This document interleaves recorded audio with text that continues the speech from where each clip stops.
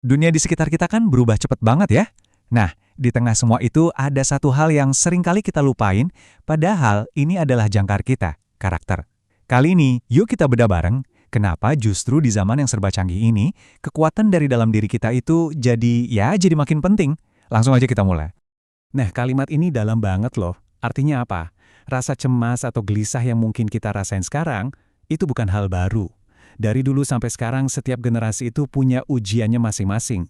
Tapi yang bikin beda, yang bikin sebagian orang bisa bertahan dan bahkan berkembang, itu ya kekuatan yang datangnya dari dalam. Oke, kita masuk ke bagian pertama, zaman yang tidak pasti. Di sini kita bakal lihat gimana, ironisnya ya, kemajuan teknologi yang luar biasa ini justru bikin kita nanya ke diri sendiri, sebenarnya kita ini mau kemana sih? Ya, kita semua ngalamin ini kan? Tiap hari deh, smartphone yang nggak bisa lepas dari tangan, kerja bisa dari mana aja, informasi apapun tinggal klik. Inovasi benar-benar udah mengubah segalanya. Cuman, ada satu pertanyaan gede yang muncul dari semua kemudahan ini. Dan di titik inilah kita perlu jeda sebentar. Coba kita tanya ke diri sendiri, apa semua kemajuan di luar sana cukup? Apa semua inovasi keren yang kita bangun ini fondasinya kuat? Atau jangan-jangan kita lagi bangun istana megah di atas pasir? Nah, pertanyaan ini dia inti dari obrolan kita kali ini. Lanjut ke bagian kedua, kekuatan sejati karakter. Nah, disinilah kita bakal nemuin jawabannya. Ternyata, kunci buat masa depan itu bukan soal seberapa canggih teknologinya, tapi seberapa kokoh fondasi di dalam diri kita. Coba deh, bayangin gini, teknologi itu ibarat mobil sport dengan mesin super kencang. Bisa bawa kita kemana aja, cepet banget. Tapi, karakter itu adalah sopir dan GPS-nya. Tanpa sopir yang benar dan GPS yang jelas, mobil sekencang apapun, ia bisa nyasar, atau malah nabrak. Jadi, teknologi itu cuma alat. Karakterlah yang jadi penentu arah. Dan ini teman-teman, bukan sekedar teori atau omong kosong loh. Sejarah itu udah ngasih kita peringatan berkali-kali. Coba kita lihat deh, gimana peradaban-peradaban besar itu bisa runtuh. Polanya, ternyata relevan banget sama zaman kita sekarang. Ini nih, bagian yang paling nusuk.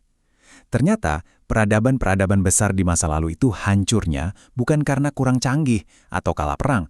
Bukan. Mereka hancur dari dalam. Penyebabnya itu bukan karena miskin materi, tapi karena miskin moral.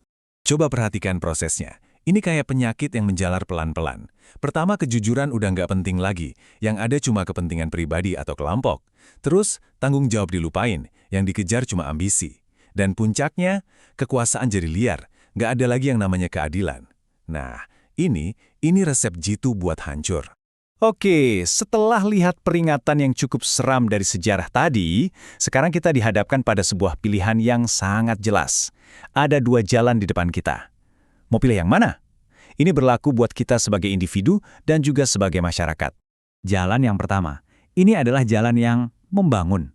Semuanya dimulai dari niat dan perbuatan yang baik. Hasilnya, bukan cuma soal duit atau materi loh, tapi hidup yang rasanya tuh lega, tenang, dan berkah. Ini jalan orang-orang yang mau menanam kebaikan. Nah, sebaliknya ada jalan kedua. Ini jalan yang merusak. Mungkin kelihatannya, wah banyak duit, sukses. Tapi coba lihat hasilnya. Hidup rasanya sempit, sesak, gelisah terus. Meskipun hartanya banyak. Kenapa? Karena ada kekosongan di dalam hati yang nggak akan pernah bisa diisi pakai materi. Jadi pertanyaannya sekarang, kalau karakter sepenting itu mulainya dari mana dong? Jawabannya sederhana, tapi dalam banget. Kita harus kembali ke titik awal dari semuanya, keluarga. Pesan utamanya jelas banget. Perubahan besar soal karakter ini gak dimulai di istana negara atau gedung parlemen. Dimulainya itu di rumah kita sendiri. Ini bukan tugas guru di sekolah atau tugas pemerintah.